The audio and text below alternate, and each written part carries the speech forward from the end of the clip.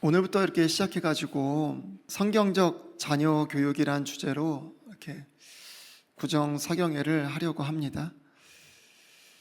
이 성경적 자녀 교육이라는 거는 하나님의 명령이에요. 그래서 우리가 이제 그 명령에 순종하여서 아이들을 이렇게 가르칠 때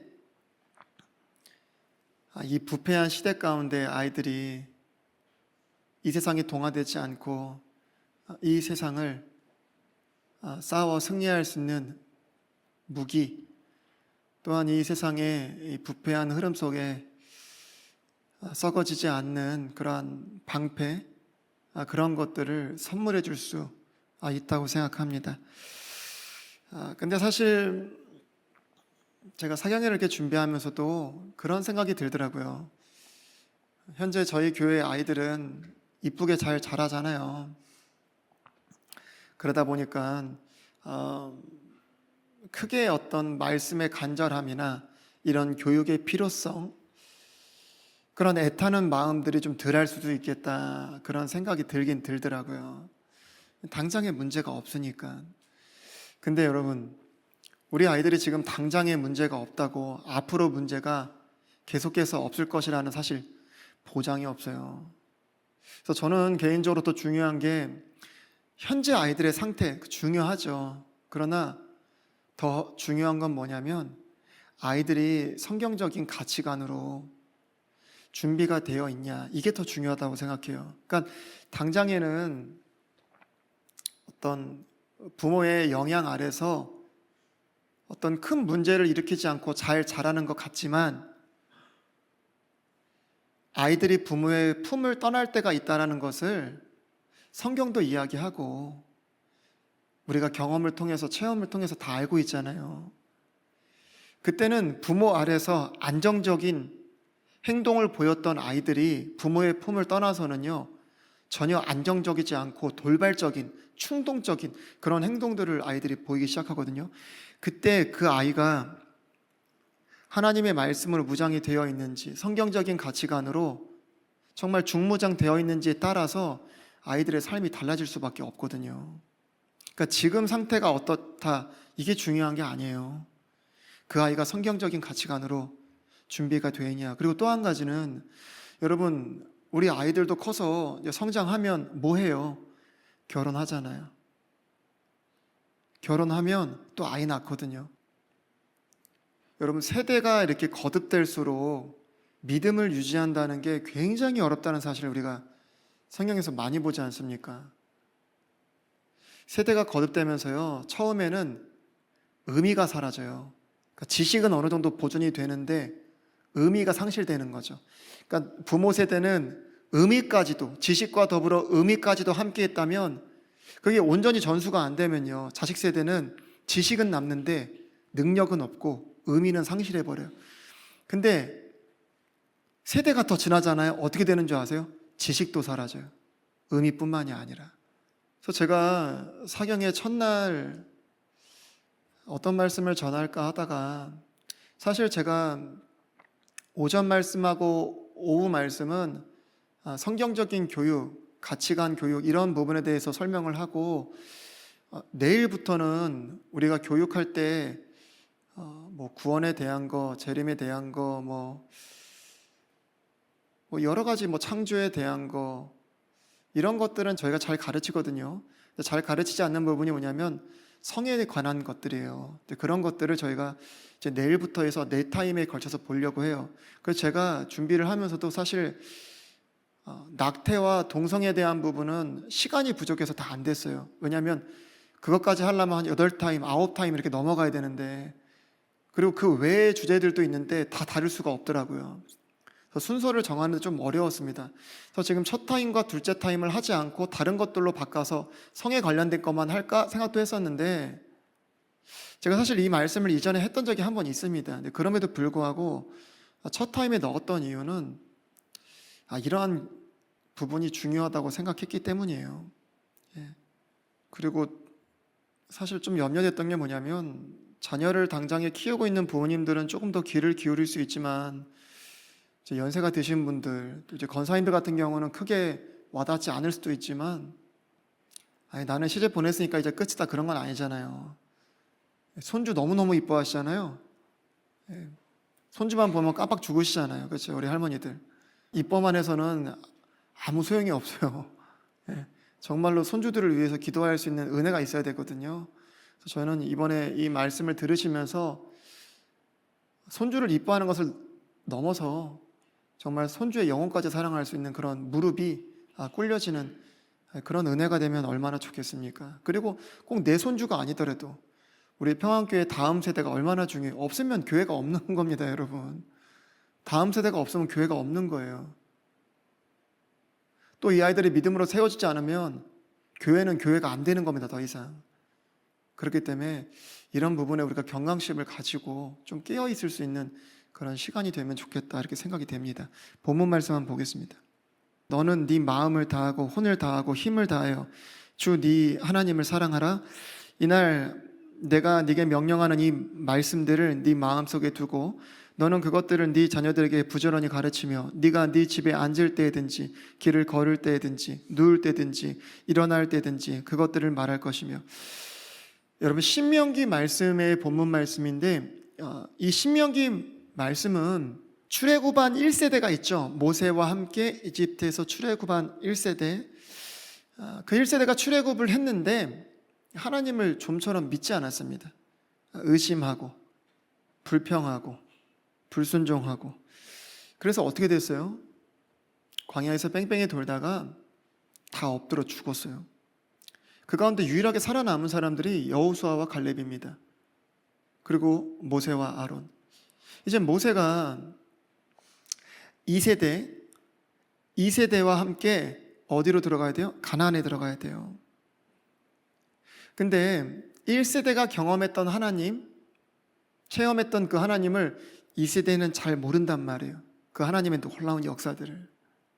그렇기 때문에 2세대들을 가나안에 데려가기 전에 하나님의 말씀으로 양육해야 될 필요를 느낀 거예요. 1세대들이 경험했던 그 하나님의 역사를 가르쳐야 되겠다. 그리고 더 나아가서 1세대들이 걸었던 불순종의 길, 불평의 길, 그거 걷지 않도록 내가 분명하게 권면해야 되겠다. 그래서 이젠 이 신명기의 말씀을 모세가 기록한 겁니다. 이 말씀은 11장 18절 24절에 가면 한 번 더 나와요. 제가 한 번 더 읽어보겠습니다. 그러므로 너희는 나의 이 말들을 너희 마음과 너희 혼에 두며 또 그것들을 너희 손에 메어 표적으로 삼고 너희 눈 사이에 붙여 이마의 표로 삼으며. 제가 이따 또 설명하겠지만 1차적으로는 가르쳐야 되는 부모가 어떻게 해야 돼요? 그 말씀을 자기 마음에 혼에 두고 손에 표적으로 삼고 눈 사이에 붙여 표적으로 삼아야 되는 겁니다. 아까 처음에 6장에서는 어떻게 해요? 마음속에 두고 라고만 되어 있는데 11장에 보면 조금 더 자세하게 되어 있죠. 그 다음에가 뭐예요? 19절, 또 그것들을 너희 자녀들에게 가르치고. 이게 다음이에요. 이게 되려면 먼저 1번이 되어야 되는 겁니다. 가르치고 네가 네 집에 앉을 때에든지 길에서 걸을 때에든지 누울 때에든지 일어날 때에든지 그것들에 관하여 말하라. 또 너는 네 집의 문기둥과 네 문에 그것들을 기록하라. 그리하면 주께서 너희 조상들에게 주리라고 맹세하신 땅에서 너희 날들과 너희 자녀들의 날들이 많게 되어 땅 위에 있는 하늘의 날들같이 되리라. 너희가 만일 내가 너에게 명령하는 이 모든 명령을 부지런히 지키고 행하여 주 너희 하나님을 사랑하고 그분의 모든 길로 걸어 그분을 굳게 붙들면 주께서 이 모든 민족들을 너희 앞에서 쫓아내실 터이므로 너희가 너희보다 크고 강한 민족들을 소유하겠고 너희 발바닥으로 밟는 곳이 다 너희 것이 되리니 곧 광야와 레바논에서부터 또 강 즉 유프라테스 강에서부터 맨 끝 바다까지 너희 지경이 되리라. 제가 뒤에 부분 읽었던 거는 결과입니다. 이렇게 했을 때 이런 결과가 얻게 될 것이다. 가나안은 부패한 곳이고 우상 숭배가 가득한 곳이잖아요. 근데 그곳에 들어갈 때 이렇게 말씀으로 무장되어 있는 자들이 누리는 삶이에요. 우리 아이들이 세상 가운데 승리하는 인생, 이렇게 생각하셔도 될 것 같습니다. 여러분, 제가 다시 말씀드리지만 가나안이 어떤 곳이라고요? 불법과 우상이 가득한 곳이에요. 근데 그곳에 가서 어떻게 물들지 않을 수 있을까요? 더 나아가서 어떻게 그들을 물리치고 승리할 수 있을까요? 예. 하나님의 말씀을 어떻게 해요? 부모가 먼저 중무장하고 또 자녀들에게 어떻게 해요? 모든 곳에서 부지런히 가르치면 된다는 거예요. 여러분, 신명기의 한자의 뜻이 뭐예요? 신자가 다시 하다, 되풀이하다, 이런 뜻이에요. 명자는 뭐예요? 하나님의 율법, 그러니까 명령하다는 뜻이거든요. 명자가. 그러니까 하나님의 율법, 말씀을 얘기하는 거예요. 기는 뭐예요? 기록하다는 거예요. 그러니까 모세가 시내산에서 하나님 앞에 받은 이 명령을 어떻게 이런 이유들로 인해서 다시 되풀이하기 위해서, 반복적으로 가르치기 위해서 기록했다라는 겁니다. 여러분, 이 신명기의 뜻처럼 모세는 기초부터 시작해가지고 철저하게 하나님의 이런 법도를 그들에게 반복적으로 가르치며 마음에 새겨 넣었어요. 더군다나 모세는 1세대의 죽음을 봤잖아요. 그렇기 때문에 2세대를 향한 가르침은 1세대와 함께 했을 때보다 아마 더 간절했을 것 같다라는 생각이 들어요. 여러분, 오늘부터 시작해서 아이들에 대한 교육을 많이 볼 건데 저희 부모님 세대 또 저희도 세상을 똑바로 살지 못했어요. 음란한 죄들에 내주고 불법에 내주고 정말 은혜 가운데 여기까지 왔지만 똑바로 살았다 말할 수가 없어요. 그래서 많은 부모들이 자녀들을 교육하는 데 있어서 어려움 중에 하나가 뭐냐면 양심에 찔려서 차마 그런 말을 못해서 교육 못한다, 이런 부모들도 상당히 많습니다. 근데 저는 그렇기 때문에 더 간절하게 아이들에게 가르쳐야 한다고 생각해요. 여러분, 모세는 자신이 가나안에 들어갈 수 없다는 사실을 알고 있었죠. 그렇기 때문에 2세대들이 가나안 땅에 들어가는 것을 볼 때에 함께하지 못하니까 얼마나 믿음의 염려와 걱정이 많았겠어요. 그래서 그런 모세의 간절한 마음들이 이 신명기에 고스란히 녹아져 있습니다. 그래서 모세가 어떻게 해요? 그들을 말씀에 맡겨라, 이렇게 얘기를 하고 있는 겁니다. 여러분, 바울도 그랬어요.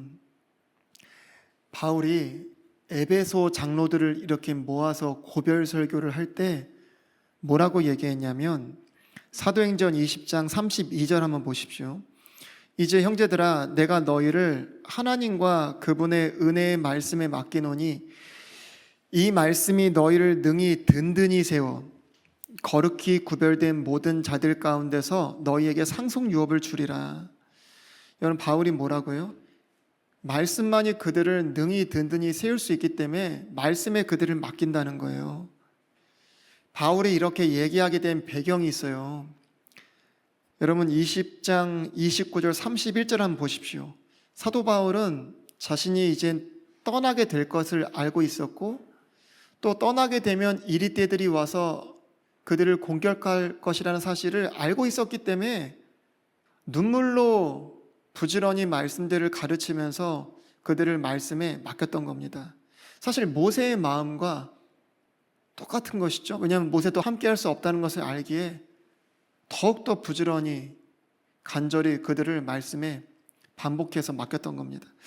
20장 29절 30절 내가 이것을 아노니 곧 내가 떠난 뒤에 사나운 이리들이 너희 가운데로 들어와 양떼를 아끼지 아니할 것이요 또 너희 중에서도 제자들을 끌어내어 자기들을 따르게 하려고 왜곡된 것들을 말하는 사람들이 일어나리라. 그러므로 깨어서 내가 3년 동안 밤낮 쉬지 않고 눈물로 각 사람을 훈계하던 것을 기억하라. 밤낮 쉬지 않고 눈물로, 이 부분에 좀 집중할 필요가 있습니다.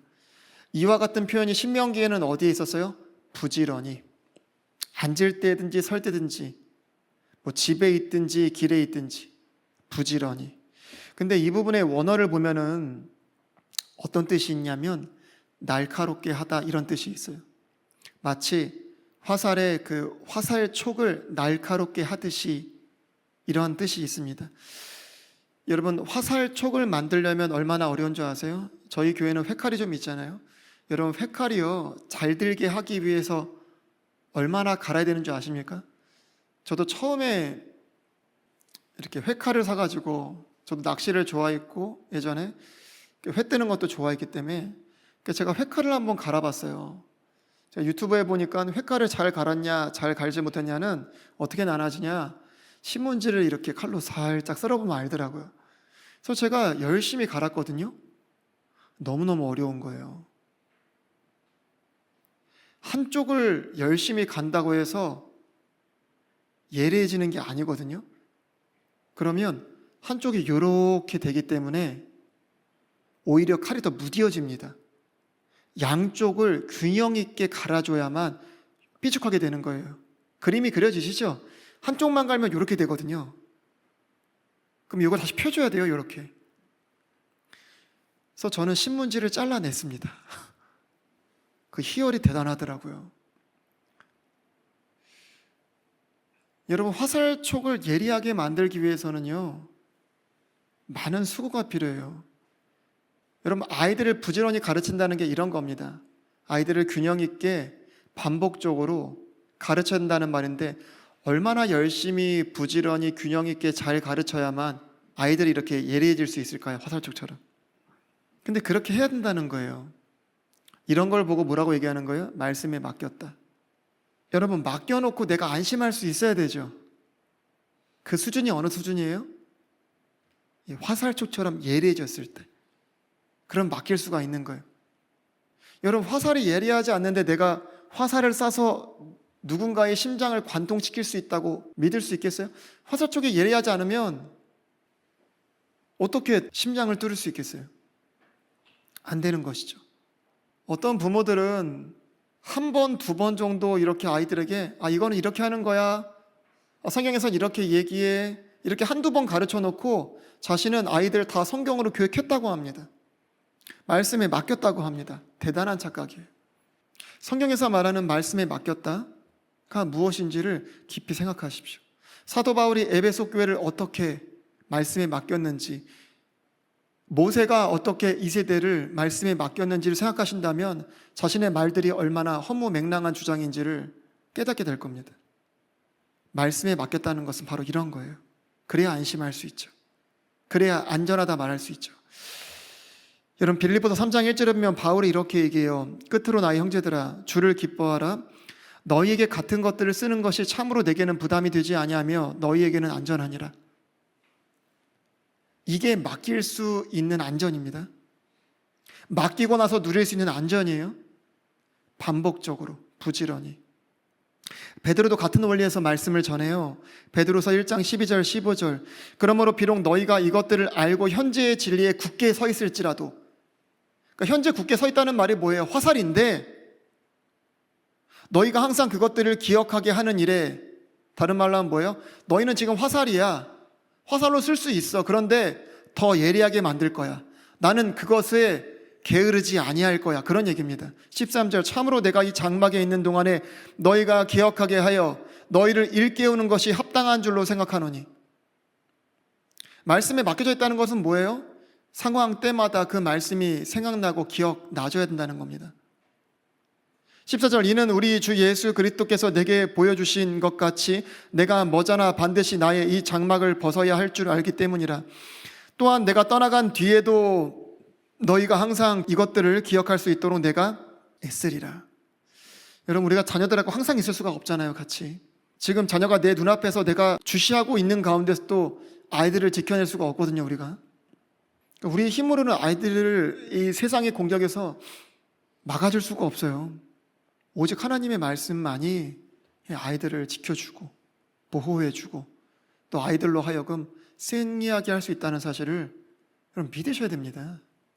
여러분, 요한일서 5장 4절에 보면 무엇이든 하나님에게서 난 것은 세상을 이기느니라. 세상을 이기는 승리는 이것이니 곧 무엇이라고요? 믿음. 세상을 이기는 것은 믿음이에요. 오직 믿음. 근데 이 믿음이 어디서 나와요? 로마서 10장 17절. 그런즉 이와 같이 믿음은 들음에서 오며 들음은 하나님의 말씀에 의해 오느니라. 여러분, 바울의 영적인 아들이 누구예요? 디모데입니다. 참, 디모데라는 사람, 바울이 어디 내놔도 부끄럽지 않고 어디든 보낼 수 있는 바울의 복사본, 바울의 붕어빵. 디모데의 믿음 참 귀하죠. 대단하고. 근데 이 디모데의 믿음이 어디서부터 왔다고 그래요? 할머니에서부터 왔대요. 할머님들 잘 들으세요. 디모데의 믿음이 할머니 때부터 이렇게 어머니 때로 쭉 전달됐대요.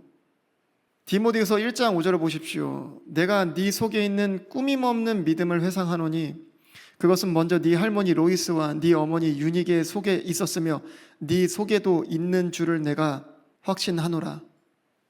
어떻게 전달됐을까요?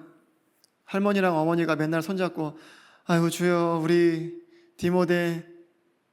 디모데를 붙들어 주시옵소서, 우리의 믿음이 디모데에게 전달되게 하여 주시옵소서. 그래서 아침에 안수 한번 머리에, 저녁에 머리에 안수 한번 이렇게 했을까요? 위에서 우리가 살펴봤던 것처럼요, 디모데를 하나님의 말씀에 맡겼기 때문입니다. 이러한 부분들은 제 기억에 지금 디모데후서 3장에 가면은 우리가 알 수 있도록 기록이 되어 있어요. 할머니부터 어머니까지 끊임없이 디모데를 말씀으로 양육한 겁니다. 앉을 때든지 설 때든지 언제든지 항상 하나님의 말씀을 그 디모데의 마음에 새겨 넣은 겁니다. 그렇기 때문에 이러한 귀한 믿음을, 이러한 순수한 믿음을 디모데가 가질 수 있었던 겁니다. 우리가 떠나가죠. 우리 할머니도 떠나가고 어머니 떠나가고 이제 아이들이 혼자 살아야 될 때가 오죠. 이 험한 세상 가운데 두고 가야 되죠. 우리가 할 수 있는 최선이 뭐예요? 이 말씀에 맡기는 겁니다. 우리 좀 전에 나의 사랑하는 책 찬송 불렀었는데 늘 무릎에 앉고 누우며 그렇게 성경 가르쳐야 돼요. 저희 아이들이 지금 죄와 불법이 가득한, 우상이 가득한 이런 가난한 이런 세상에 살고 있잖아요. 이리떼들이 막 공격하는 그런 가운데 있잖아요. 왜곡된 것들을 교육하는 그러한 현장에서 아이들이 교육받고 있습니다. 그럼 지금 시대가 막 동성애가 만연한 시대예요, 여러분. 우리 교회 안에만 있다 보니까 우리가 피부로 잘 느끼지 못해서 그러지, 여러분 다른 가정에서는요, 남자아이가 나는 여자다 이러면서 부모와 대립하고 있어요. 여자아이가 나는 남자다 이러면서 부모와 대립하고 있어요. 부모가 어쩔 줄을 몰라 하고 있습니다. 한번 그렇게 되면 쉽지 않아지거든요. 성 정체성에 대해서 아이들이 굉장히 혼란스러워해요. 진화론으로 가득하죠. 창조주 하나님에 대한 믿음을 갖지 못하도록 그런 교육 현장에서 아이들이 교육받고 있어요. 음란물 판을 칩니다. 저희 아이들도 그 유튜브 계정을 같이 써요, 일부러. 아이들이 무엇을 봤는지 이런 기록들이 다 남거든요. 근데 아이들이 꼭 그런 것들을 찾아보지 않으려고 해도 게임에 관련된 것만 이렇게 찾아보더라도 음란한 것들이 너무 많아요. 여러분도 네이버 기사 이런 것들 보시죠? 그러면 내가 뭐 건강에 관한 지식을 하나 검색하려고 이렇게 검색했는데 음란한 광고 배너들이 쫙 깔립니다, 여러분. 여러분 아이들이 이런 음란물, 맨 마지막 시간에 이걸 할 건데 음란물을 접하게 되는 경로 중에 한 가지가 뭔지 아세요? 어찌 보면 제일 많다고 하기도 해요. 학교에서 내준 숙제 인터넷으로 검색하다가. 그 정도로 인터넷은 음란의 바다가 돼버린 시대예요. 그런 가운데 아이들이 살고 있습니다. 더군다나 학교에서 성교육을 똑바로 시켜요? 아니요. 어떤 성적인, 남녀 간의 성적인 것들을 노골적으로 이렇게 표현하고 드러내는 외설적인 이런 성교육이 이루어져요. 그런 가운데서 오히려 아이들이 성적의 유혹을 받습니다. 그전까지는 아무것도 몰랐던 애가 성교육 받고 나서 오히려 그런 거에 관심을 가지고 오히려 그런 거에 빠져들어가는 그런 사례가 너무너무 많아요. 요즘 아이들이 듣는 가요 이런 거 한번 들어보셨어요? 가사가 얼마나 음란하고 퇴폐적이고 얼마나 세상적이고 얼마나 영혼을 이 땅에 마귀에게 팔아버리는 내용의 가사들인지. 사람들이 그런 얘기를 하는 거예요. 목사님 잘 모르셔서 그래요. 세상의 물결이 너무 강력합니다. 아이들을 그 세상의 물결에서 막아낼 길이 없습니다. 아니죠. 아이들에게 말씀이 없기 때문에 그런 겁니다. 아이들을 말씀에 맡기지 않았기 때문에 그런 것이죠. 하나님 명령에 순종해서 부지런히 눈물로 아이들을 말씀으로 가르치지 않았기 때문이죠. 여러분, 실제로요, 많은 아이들이 잘못된 가치관, 잘못된 믿음, 잘못된 행동들을 하다가 이러한 성경적인 가르침을 통해서 회개하고 돌이키는 아이들이 굉장히 많습니다. 그리고 그런 아이들의 입에서 공통적으로 나오는 것 중에 한 가지가 뭐냐면, 나는 집에서 이러한 것들에 대해서 얘기를 들어본 적이 없습니다. 심한 경우는 한 번도 없습니다. 여러분, 모든 상황 가운데 모든 부분에서 아이들에게 성경을 가르치고 있다고 생각하세요? 말씀에 맡기고 있다고 생각하세요? 하고 계시다면 너무 감사한 일이고, 그렇지 않다면 이번 기회를 통해서 정말 아이들을 말씀에 맡길 수 있는 그런 자리로 들어가셔야 됩니다. 여러분, 다니엘과 그의 친구들을 한번 보세요. 다니엘과 그의 친구들이 바벨론 포로로 끌려가기 전에 먼저 유대 땅에 있을 때 그들은 어떻게 해요? 말씀으로 철저하게 교육을 받았어요. 근데 여러분도 잘 알고 계시다시피 잘 하고 있다가 바벨론으로 끌려간 건 아니잖아요. 하나님이 대언자들을 보내셔서 경고했는데도 불구하고 돌이키지 않기 때문에 바벨론으로 끌려간 거거든요, 그들이. 그러면 생각해 보세요. 다니엘과 그 친구들이 말씀으로 교육을 받았던 그 시대는 경건하고 거룩한 시대예요? 아니잖아요. 타락했던 시대고, 우상이 있던 시대고, 하나님에 대한 온전한 믿음을 가지지 못한 그런 시대예요. 그런 시대 가운데서 말씀으로 교육을 받은 겁니다. 그리고 바벨론으로 끌려가게 된 것이죠. 근데 여러분도 잘 아시다시피 다니엘과 그 세 친구들이 어떠한 교육을 받아요? 바벨론에 있는 최고의 교육기관에서 교육을 받아요. 그런데 다니엘과 그 친구들이 어떻게 돼요? 바벨론화 되지 않았다는 거예요. 바벨론 교육에 잠식당하지 않았다는 거예요. 그들은 그 가운데서도 어떻게 해요? 하루에 3번씩 기도하면서 하나님의 말씀대로 믿음대로 사는 그 삶의 모습, 그 중심을 놓치지 않았다니까요. 그로 인해서 어떻게 해요? 바벨론 왕이 오히려 하나님을 찬양하게 되는 그런 도구가 됐었습니다. 그래서 저는 이 순서가 참 중요하다고 생각해요. 여러분, 하나님의 말씀이 먼저 그 아이들의 베이스가 돼서 세상 교육을 받다가 이거 하나님의 말씀하고 틀리네? 이렇게 의문이 들고 질문이 되는 것과 세상 교육이 아이들의 마음의 베이스가 되어 있는 상태에서 성경을 보고 하나님의 말씀을 듣다가 의문이 생기고 질문이 되는 것은 하늘과 땅 차이라고 생각해요. 먼저 세상의 지식이 가득한 상태에서 하나님의 말씀을 보다가 의문이 생겨서 질문을 하잖아요. 그러면 베이스가 세상 지식이 되기 때문에 말씀이 잘 안 받아들여져요. 그런데 반대로 하나님의 말씀이 먼저 베이스가 된 상태에서 세상의 것들을 보다가 의문이 생기고 질문이 생기면 대부분 애들이 그렇습니다. 세상에서 헛소리를 하고 있다고. 순서가 너무너무 중요해요. 여러분, 먼저 말씀이 들어가야 돼요. 빠르면 빠를수록 좋습니다, 여러분. 최대한 빨리, 조금이라도 빨리 먼저 아이들을 말씀으로 양육하는 것은 우리가 더 좋은 위치, 자리를 얻게 된다는 거예요. 그래서 제가 한 예로 그저께 이렇게 주애랑 있었던 얘기를 조금 드리고 싶은데, 우리가 아이들을 교육할 때요, 이런 생각을 하거든요. 아이들이 어리니까 뭐 얼마나 알아듣겠어, 뭐 얼마나 이해하고 깨닫겠어, 조금 더 있다 하지, 조금 더 있다 하지, 이런 생각들을 하시거든요. 좀 초등학교 들어가고 나서 하지. 저는 그렇게 생각하지 않아요. 그런데 제가 이번에 한 책을 2가지 정도 이렇게 봤었는데, 하나는 속책자였어요. 짧은 속책자. 그거는 뭐 이번 사경이 할 때 내용이 거의 뭐 들어가지 않았는데, 근데 제가 참 유익하겠다 싶어서 짧은 속책자라서 제가 사서 그냥 간단하게 읽었었어요.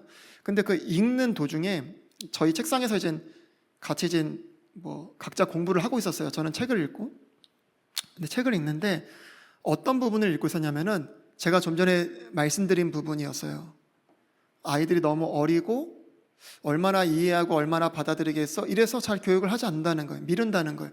근데 그런 부분을 제가 딱 읽고 있었는데 갑자기 주애가 이런 얘기를 저한테 하는 거예요. 아빠, 근데 하나님만 믿는다고 구원을 받아? 하나님만 믿으면 구원을 받는 거야? 그런 얘기를 하더라고요. 그래서 제가 구약과 신약의 차이를 조금 설명해 주면서 지금은 우리가 예수님을 믿어야 구원받는 거야, 이런 원리를 조금 설명했습니다. 근데 그때 주애가 뭐라고 하는지 아세요? 아빠, 내가 참 원래도 이런 하나님에 대한 또 구원에 대한 이런 거에서 감사하게 생각했는데 아빠 얘기를 듣고 나니까 더 감사하네, 그런 얘기를 하더라고요. 더 감사하다. 그래서 이런 교육은 너무너무 중요하고 필요한 것이죠. 그래서 제가 그랬어요. 아빠가 사실 이러한 부분을 읽고 있었는데 그때 마침 주애가 아빠한테 이런 얘기를 해서 아빠가 무엇보다 가지고 있던 생각에 확신이 드네. 그래, 참 감사하다. 여러분, 어릴 적부터 우리가 일찍 이런 교육에 들어가야 된다는 것이, 성경적 말씀의 교육, 필요하다는 사실을 제가 피부로 이렇게 체감하고 있습니다. 그리고 다니엘과 세 친구뿐만이 아니라 모세도 마찬가지예요. 여러분, 모세가 이집트에 살았지만 요게벳을 통해서, 자신의 어머니 요게벳을 통해서 어릴 적부터 신앙의 교육을 받았다는 사실을 다 알고 계시잖아요. 참 놀라운 섭리였죠. 근데 이집트에서 왕자로서의 교육은 얼마나 어렵겠어요. 여러분, 저희 나라도 이렇게 조선 왕조를 보면은 왕들이 그 교육에 지쳐서 죽고 싶다 할 정도로 너무너무 힘들었다고 해요. 이집트의 교육도 그에 뒤지지는 않았다 사실 생각이 드는데, 그럼에도 불구하고 모세가 이집트화 됐나요? 이집트의 교육에 잠식당하지 않았죠. 히브리서 11장에 보면은 모세를 향해서 뭐라고 얘기해요? 우리 11장 24절 27절 한번 보겠습니다. 믿음으로 모세는 나이가 들었을 때에 파라오의 딸의 아들이라 불리는 것을 거절하고 잠시 죄의 쾌락들을 즐기는 것보다 오히려 하나님의 백성과 함께 고난받는 것을 택하였으며 또 그리스도의 치욕을 이집트의 보화보다 더 큰 재물로 여겼으니 이는 그가 주께서 보상으로 보답해 주시는 일에 관심을 두었기 때문이니이다.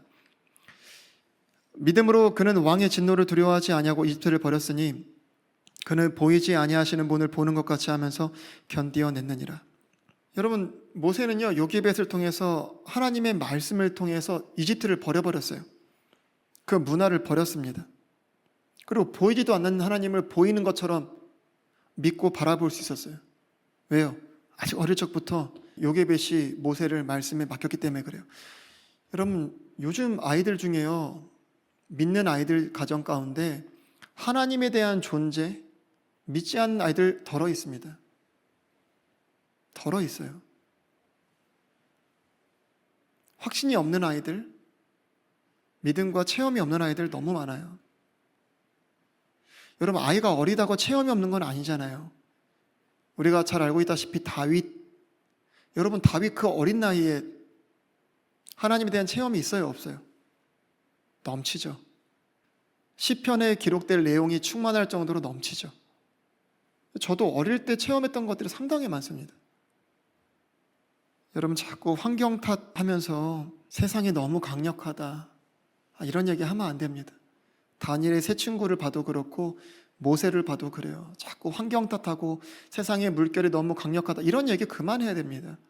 하나님께 저에게 주신 믿음이라는 게 얼마나 크고 귀하고 대단한 것인지를 우리가 이런 성경의 인물들을 통해서 다시 한 번 더 확인할 수 있는 것이죠. 여러분, 디모데후서 3장 아시죠? 디모데후서 3장에 가면 마지막 날들에 대한 말씀들이 쭉 나와요. 자기를 사랑하고 부모에게 불순종하고 약속을 어기고 쾌락들을 추구하고 이런 것들이 쭉 나오거든요. 디모데 3장에 가면요. 디모데후서 3장. 그러면서 디모데후서 3장에 마지막에 결론을 뭐라고 얘기하는 줄 아세요? 저는 디모데후서 3장에 가서 보면 10절에서 한 번, 14절에서 한 번 얘기한다고 생각하는데 10절에 가면은 그러나 너는 이렇게 하면서 얘기를 하고요. 또 14절 가면 그러나 너는 이렇게 하면서 얘기해요. 그러니까 마지막 때를 얘기하고 그러나 너는 이렇게 하면서 바울이 얘기를 하는 겁니다. 디모데에게. 근데 디모데후서 3장 14절 17절 이 마지막이거든요. 그러니까 마지막 때를 얘기하고 14절 그러나 너는 배워서 확신하게 된 것들 안에 거하라. 네가 그것들을 누구에게서 배운 줄 알며 또 어린아이 때부터 네가 거룩한 성경 기록들을 알았나니. 아까 로이스와 유니게로부터 어떻게 믿음이 전수됐는지가 나오죠. 그것들은 능히 너를 지혜롭게 하여 그리스도 예수님 안에 있는 믿음을 통해 구원에 이르게 하느니라. 모든 성경 기록은 하나님의 영감으로 주어진 것으로 교리와 책망과 바로잡음과 의로 교육하게 유익하니 이것은 하나님의 사람이 완전하게 되어 모든 선한 일에 철저히 갖추어지게 하려 함이라. 그러니까 마지막 때라고 걱정할 게 없는 거예요. 사실은 그가 말씀에 맡겨진 자라면. 여러분, 오늘 본문을 기억하세요. 마음에 새겨 넣으십시오. 반복적으로 부지런히. 어떻게 될 때까지요? 화살촉처럼 예리하게 될 때까지 그렇게 해야 돼요. 근데 아이들 교육해 보시면 아시지만 분명 아이들은 힘들어 할 수 있고 듣기 싫어할 수 있고 잔소리처럼 들을 수 있어요. 뻔한 소리로 들려질 수 있어요. 우리가 아이들 수준에 맞게끔 지혜롭게 잘 해야 되지만 핵심은 뭐다? 예리해질 때까지 반복적으로 부지런히 해야 된다는 거예요. 여러분, 많은 사람들이요 다 성장해서요 어릴 때 있었던 일들에 대해서 얘기를 하는데 뭐라고 얘기하냐면 그때는 되게 잘 이해가 안 되고 잔소리처럼 들리고 화도 나고 짜증도 나고 억울하기도 하고 불편하기도 하고 그랬는데 내가 이렇게 자라나고 성장하고 보니까 어릴 때 그렇게 내가 말씀으로 교육받았던 모든 것들, 부모로부터 받았던 모든 교육과 훈육들이 자신의 영적 자산이 되었다, 이렇게 이야기해요. 어두운 세상을 살아가는데 등불이 되었다. 방황하는 세상 속에서 나에게 분명한 진리의 길이 되었다. 세상의 풍파 속에서 갈대 상자와 역청이 되어 주었다. 이런 고백들을 많이 합니다. 여러분, 주님의 결론을 한번 들어보시겠어요? 잠언 22장 6절. 아이 때 훈련시키면 늙어서도 떠나지 아니한다. 그렇게 이야기합니다. 여러분, 부모들이요 알아요. 근데 게을러요. 엄청나게 부모들이 게으릅니다. 게으름과 불순종으로 아이들을 방치하면 안 돼요. 파라오 때처럼 세상의 법대로, 방식대로, 요구대로, 문화대로 아이들을 세상의 나일강에 던져버리면 안 됩니다. 여러분, 제가 예전에 김남주 목사님의 그 게으름 책 읽을 때 하모치가 이 얘기를 하는데, 게으른 사람은 어떤지 아세요? 집에 이렇게 도둑이 들어오잖아요. 그럼 뭐라고 하는지 아세요? 훔쳐가기만 해봐라. 그래서 훔치는 동안 보고 있어요. 그리고 다 훔치고 집을 나갈 때 뭐라고 하는지 아세요? 다시 오기만 해봐라. 이 게으른 사람이 그래요. 아이들이 세상 가운데 허덕이고 있는 것들, 문제가 되고 있는 것들을 보면서도 그런 게으른 자의 고백과 같은 고백들을 하면서 아이들을 방치하는 겁니다. 여러분, 아이들을 가르치려면 얼마나 부모들이 깨어 있어야 되겠습니까? 근데 사실 이렇게 교육하는 데 있어서 가정 안에 방해 요소들이 또 있는 것도 사실이에요. 방해 요소들. 뭐든지 우리가 방해가 없다면 그 교육하는 일, 어떤 일을 행하는 데 있어서 크게 두려움도 없고 염려도 없고 아마 열심히 순종할 거예요. 근데 뭐든지 다 방해가 있기 때문에 사람들이 게으름도 피고 두려움도 갖고 무서움도 갖고 하는 건데, 이런 아이들을 교육할 때 방해 요소가 뭐냐면, 주님이 말씀하시잖아요. 집에 앉을 때든지 길을 걸을 때든지 누울 때든지 일어날 때든지 부지런히 모든 상황 가운데 해야 되거든요. 근데 그럴 때 한쪽의 배우자는 그렇게 하려고 하고 또 한쪽의 배우자는 어떻게 하려고 하냐면 아이 좀 그만 좀 해. 그만 좀 해. 아이 또 그만 좀 해. 이거 절대 주님 기뻐하시는 일이 아닙니다, 여러분. 여러분, 부모 중에 한 사람이 이젠 성경적인 어떤 기준, 또 아이들을 잘 양육하기 위한 어떠한 틀과 기준을 이렇게 세워요. 그럼 어떻게 해요? 부부가 같이 마음을 합쳐서 그 기준을 잘 지키도록 해야 되거든요. 그 틀을 깨지 않도록 서로가 노력해야 돼요. 왜냐하면 깨는 건 쉬운데 한번 기준을 세워서 잡는 거 너무너무 어렵거든요. 근데 한쪽 배우자가 세우면 한쪽 배우자가요, 그냥 허물어버려요, 그 기준을. 물론 그 배우자는 그런 걸 허물 때 자기 스스로가 유도리 있는 사람이라고, 지혜라고, 아이들을 위한 배려라고 생각할지도 몰라요. 그러나 오히려 아이들이요, 그런 흔들리는 기준 속에서 어찌할 바를 모르며 나중에는 아이들이 더 고통스러워하고 혼란스러워하고 힘들어합니다. 그리고 기준을 세운 사람은 아이에게 악당이 돼버려요. 그리고 이게 반복되잖아요. 그러면 한 사람이 세운 기준은 아이들에게 뭘로 다가오냐? 불합리한 것으로 다가와요. 불합리한 것. 부모가 한 사람은 아이들에게 찬양 가르치고 한 사람은 가요 가르치고, 가요를 가르친다는 게 얘들아 모여봐라, 우리 한번 이거 들어보고 좀 가사를 외워보자, 이런 게 아니라 자연스럽게 한 사람은 찬양을 틀어놓고 같이 따라 부를 수도 있고 흥얼거릴 수도 있잖아요. 근데 뭐 가요 같은 거 틀어놓고 이러면 아이들이 저절로 배우게 되는 겁니다. 여러분, 어떻게든 부부들이요, 마음을 합쳐서 아이들이 말씀을 잘 받을 수 있고 교육할 수 있도록 그렇게 해야 돼요. 자꾸 마음이 이렇게 하나가 안 돼서 나뉘어지잖아요. 아이들은 다 어디 쪽으로 가요? 육신적으로, 편한 쪽으로 가게 돼 있어요. 그럼 올바른 것을 가르치려고 하는 사람은 관계가 계속 불편해질 수밖에 없습니다, 부모가. 아니, 다 자식한테 인정받는 부모 되고 싶고 자식한테 인기 있는 부모 다 되고 싶죠. 그러나 그러한 인정은요, 인정이 안 되고 그러한 인기는 인기가 안 돼요. 제대로 된 인정, 참된 인정은요, 아이들을 바르게 양육했을 때 시간이 지나서 결과로 입증이 되는 겁니다. 우리 마지막으로 자녀들을 말씀에 맡기기 위해서 부모들이 해야 될 제가 2가지만 딱 말씀드리고 마치려고 하는데, 제가 아까 처음에도 좀 말씀드렸었는데 신명기 6장 6절에 보면 자녀들을 가르치기 전에 먼저 부모가 해야 될 거 있죠. 그게 뭐예요? 하나님의 명령들을 먼저 어떻게 하라고 그래요? 네 마음속에 두라는 거예요. 네 혼에 두라는 겁니다. 네 손목에 메고 네 이마에 붙이라는 거예요. 여러분, 아이들을 말씀에 맡기려고 하는데 부모가 말씀을 모르는데 어떻게 말씀에 맡겨요, 아이들을? 부모가 성경을 안 보는데 어떻게 아이들을 말씀에 맡겨요?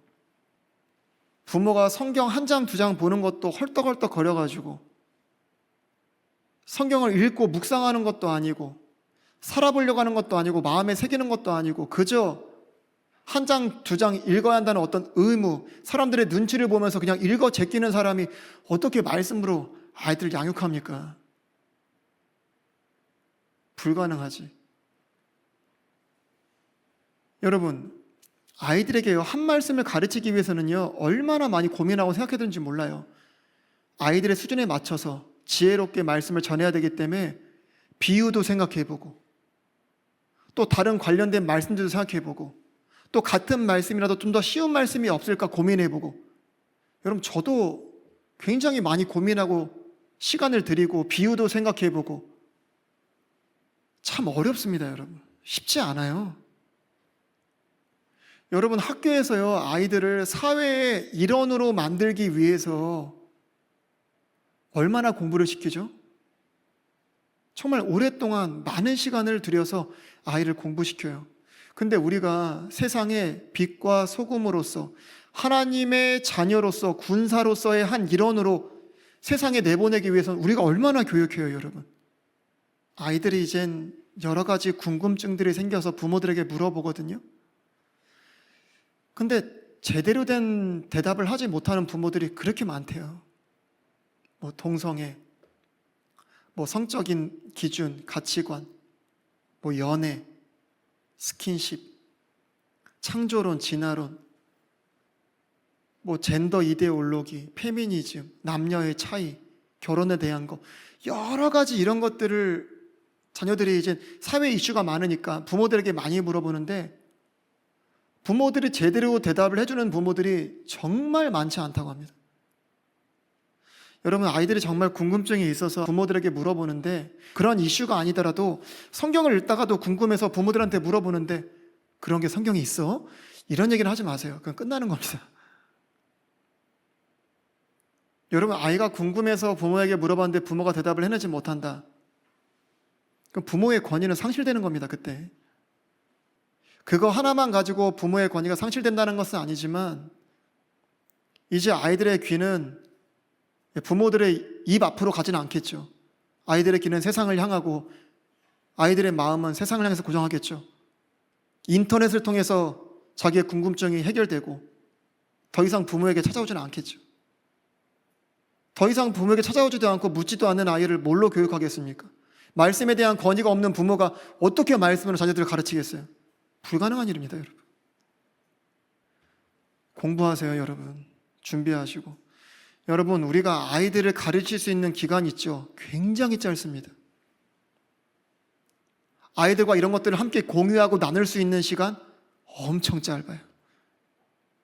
그런데 아이들이 세상에 나가서 살아야 될 시간은 엄청나게 깁니다, 여러분.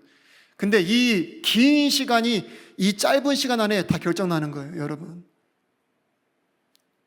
근데 아이들을 방치해요. 게으름에. 내가 원하는 것들을 하고 싶어서 방치해요. 그래서는 안 되는 거죠. 두 번째는 본을 보이라는 거예요. 부모들의 말과 행동이 다를 때 아이들이 영적 분열 증상을 나타낸다. 다들 그렇게 이야기합니다. 부모가 말은 이렇게 해라 저렇게 하는데 행동이 그렇지 않을 때 아이들이 괴리감이 느껴진다는 거예요. 괴리감이. 영적 괴리감이. 심한 경우는 신앙을 포기하기까지도 한다는 거예요. 특히 목회자 자녀들 보잖아요. 자기 부모를 이렇게 디스하는, 속된 말로 까는 이러한 일들이 얼마나 많은 줄 모릅니다. 강단에서는 멋지게 말하는데 삶은 뒤따라지지 않으니까 목회자들의 자녀들 중에 실족하는 경우가, 그런 경우가 많대요. 여러분, 부모님들 맨날 아이들한테 성경 읽으라고 하시죠. 근데 부모는 성경 읽는 모습을 안 보여줘. 그래서 저는 성경 읽을 때, 아이들 없을 때 성경 읽어야 되죠. 그런데 아이들이 성경 읽을 때 같이 읽는 것을 저는 추천해요, 사실. 훨씬 더 좋습니다, 그게. 같이 읽고 같이 이야기하고. 근데 아이들한테 성경 읽으라고 하는데 부모는 성경 안 봐. 여러분, 저도 아이들한테 성경 읽으라고 하면은, 저는 뭐 맨날 성경을 보니까 그런 얘기는 안 하지만, 기도 같은 경우는 아이들이 없을 때 보통 기도하잖아요, 저는. 근데 아이들이 이렇게 얘기해요. 기도해라 하면 뭐라고 하는 줄 아세요? 아빠 기도했어? 나 맨날 한다, 맨날 해, 임마. 그래서 기도하는 것도 자기 전에 기도하는 것들을 보여주는 거 참 중요하죠. 너무너무 중요한 겁니다. 특히 속으라는 것도 좋지만 아이들이 기도를 배워야 되잖아요. 여러분, 따로 기도 가르쳐 주세요. 어렵거든요. 그냥 기도는 본을 보이는 게 제일 좋아요. 뭐 가정 예배를 드릴 때나 식사 기도를 할 때나 아니면 자기 전에 기도할 때나 아이들을 기도해 줄 때나 그때 기도를 해주는 게 제일 좋습니다. 저절로 배워요. 저도 가정 예배 드릴 때 주애랑 주영이 한 번씩 기도시키거든요. 돌아가면서 생각보다 기도 좀 하는데? 그런 생각이 들더라고요. 중요해요, 여러분. 본을 보이는 거. 맨날 애들한테 쇼츠 이런 거 뭐 유튜브 보지 말라고 하는데, 제가 보면 여기 부모들 맨날 유튜브 봅니다. 설거지할 때, 빨래기 할 때 맨날 유튜브 보고 하죠. 설거지할 때 얼마나 좋습니까? 집중하기가. 빨래 넣을 때 얼마나 좋아요, 집중하기가. 그 짧은 시간을 못 찾는 겁니다. 못 견디는 거예요. 견디질 못하는 거 도대체. 그런 거 안 보면 견디질 못하는 거예요. 요즘 사람들 샤워할 때까지 핸드폰 갖고 들어간대요. 견디지를 못하는 그 짧은 시간을. 언제 좀 말씀을 묵상하고 하나님 묵상하고 요즘 아이들에게 나타나는 현상들에 대해서 언제 한번 되짚어보고 되씹어보고 합니까? 그런 시간조차도 다 유튜브나 뭐 이런 거 보는 걸로 갖다 떼어버리면 참 안타깝습니다. 안타까워. 여러분, 애들이 다 보고 있어요. 다 판단하고 있습니다. 한 부모는 그렇게 하지 않는 가운데 아이에게 다 권면하잖아요. 그럼 아이가 뭐라고 하는지 아세요? 그렇게 하는 부모를 향해서 이래요, 이래. 뭐라고 교육됩니까, 그러면? 입으로만 자식 하는데 자식을 위해서 그거 하나 못 끊어요, 그거? 본이 안 되잖아요. 나중에 아이들이 믿음을 떠나려고 할 때요, 그런 본이 안 됐던 부모들의 모든 모습은 아이들의 그러한 결정에 제물로 이용당하게 될 겁니다, 여러분. 저도 그런 얘기를 좀 전에 들었었는데, 부모들 중에도 이제 예배를 참석하는 데 있어서 무슨 뭐 조그만 이유만 생겨도 예배 참석 안 하는 겁니다. 그 자식들이 얘기하는 거죠. 왜 어떤 부모는 예배 참석 안 하는데, 이래서 참석 안 하는데 나는 해야 돼, 이런 식인 거죠. 그러니까 부모들이 긴장해서 그런 부분을 가지고 예배에 참석한다, 제가 이런 얘기를 들은 적이 있는데, 여러분, 아이들의 결정에 있어서 제물로 이용당하지 마십시오. 아이들이 믿음으로 선택하는 데 있어서 거룩한 희생물이 되어야 되지, 안 그렇습니까? 여러분, 이게 부모의 의무예요.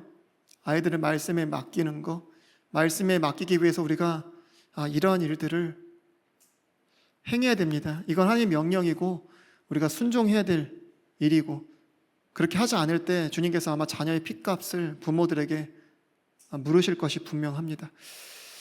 제가 마지막으로 저번에도 한번 우리가 찾아봤었는데, 그 최초의 선교사가 계시잖아요. 이기풍 목사님. 그 제주도에 이렇게 최초로 선교사로 파송되어서 사역하셨던 이기풍 목사님, 그분의 사모님이 윤함의 여사님이세요. 근데 그때 윤함의 여사님이 자녀들에게 남긴 유언의 말씀이 있거든요. 요거 마지막으로 보고 마치도록 그렇게 하겠습니다. 세상과 짝하지 마라. 5분 이상 예수님을 잊지 마라. 열심히 교회 봉사하라. 주의 종은 하나님 다음으로 가는 분이시다. 주의 종의 가슴을 아프게 하면 미리암과 같이 벌을 받게 될 것이다. 상대방이 네 인격을 어떠한 방법으로 무자비하게 짓밟고 천대와 멸시를 하더라도 십자가에 매달리신 예수님만 바라보며 끝까지 참아라. 네가 세상을 떠난 후에 심판 때에 예수님께서 판가름을 해주실 것이다. 그러므로 날마다 참으로 네가 네 자신을 죽여라. 네가 죽지 않을 때 남을 미워하게 될 것이다. 남을 용서하지 못할 때 예수님도 너를 용서하지 않으실 것이다. 나를 제일 미워하는 사람을 용서할 수 있는 사람이 참 그리스도인이다. 신자의 무기는 감사와 인내와 사랑과 겸손이다. 감사는 축복을 열고 닫는 자물쇠이기 때문이다. 성령 충만하지 못하면 겸손할 수 없다. 겸손하지 못할 때 성령님은 너를 외면할 것이다. 제일 무서운 것은 신앙의 교만이다. 오늘 들은 말씀 잘 기억하시고 마음에 새기셨으면 좋겠습니다.